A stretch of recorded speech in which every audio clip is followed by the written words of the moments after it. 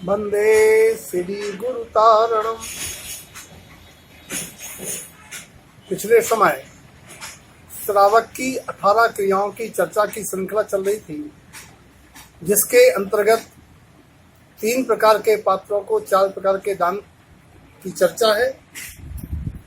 आज का प्रश्न यह है कि दान देते समय क्या विचार करना चाहिए।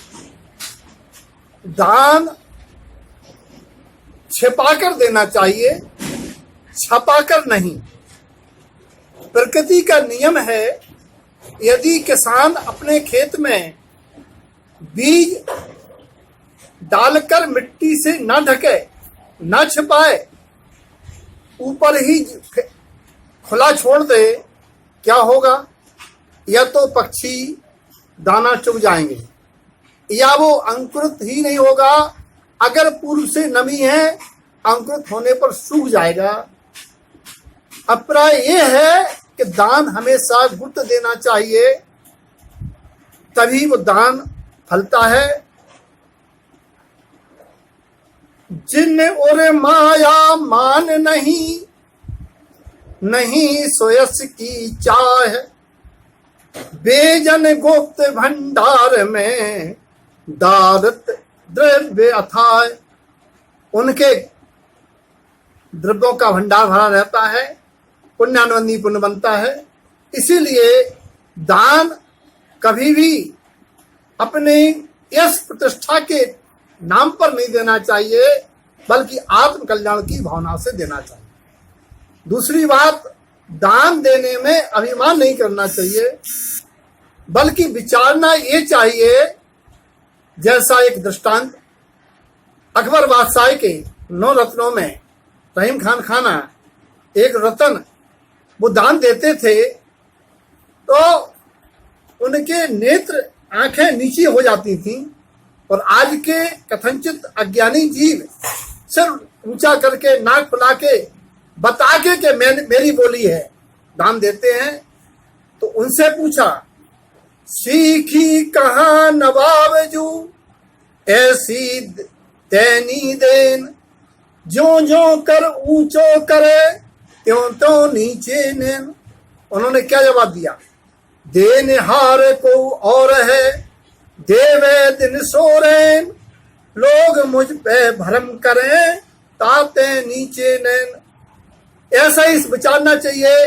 आज गुरु महाराज की कृपा है कि हमारे घर में पुण्योदय है, और हम इस धन को लेके नहीं आए थे। धन तो धरा का है, एक हमारे पुण्योदय से हमें देने का निमित्त बना।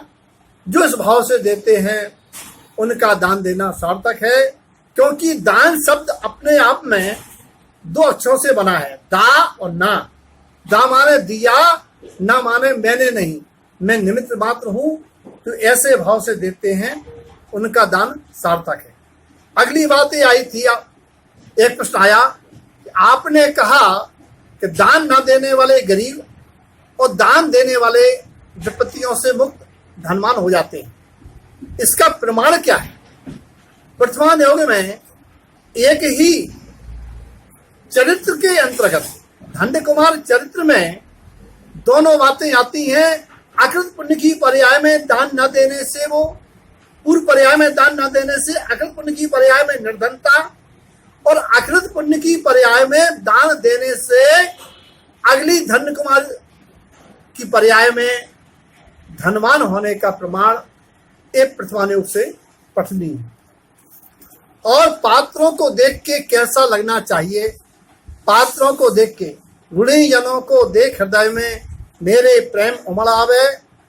आचार्य गुरुदेव श्रावकाचार्य की 281 गाथा में कहते हैं, पात्रम प्रमोदनम कृत्वा त्रिलोकम मुद उच्यते, जत्र जत्र उत्पादन्ते प्रमोदम तत्र जायते।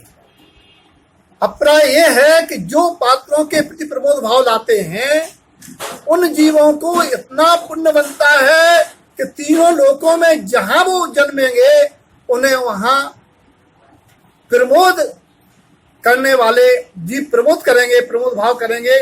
अभिप्राय यह है कि एक तो स्वयं मुनि बनने की स्थिति राजा वज्रजंग की तरह, दूसरा चक्रवर्ती आदि के वैभव पाकर के लोग सम्मान करते हैं, और पात्र के प्रति भक्ति सम्मान का क्या फल है? पात्रस अभ्यागतम कृत्वा त्रिलोकम अभ्यागतम भवे, जत्र जत्र उत्पादन्ते तत् अभ्यागत भवेत्। ऐसा आचार्य श्रीमद जिनतारण स्वामी जी ने 282 श्रावकाचार्य ग्रंथ में कहा है कि जो पात्रों का स्वागत सम्मान करते हैं 3 लोक में उनको स्वागत सम्मान मिलता है। और एक अंतिम बात कि पात्र की फिक्र चिंता करके पात्र की साधना में सहयोगी बनना, दान देना, उससे क्या लाभ है? विशेष लाभ ये है, पात्र चिंतनम कृत्वा तस् चिंता स चिंतये चेतयन्ति प्राप्तम वृद्धि पात्र चिंता सदा बुधई। जो पात्रों की चिंता करते हैं वे पात्रों के उपदेश सुन करके उनकी सारी चिंताएं मिट जाती हैं, उनकी चिंता आत्मचिंतन में कन्वर्ट हो जाती है। इसीलिए पात्र को दान देना चाहिए, ऐसा श्रावक धर्म है।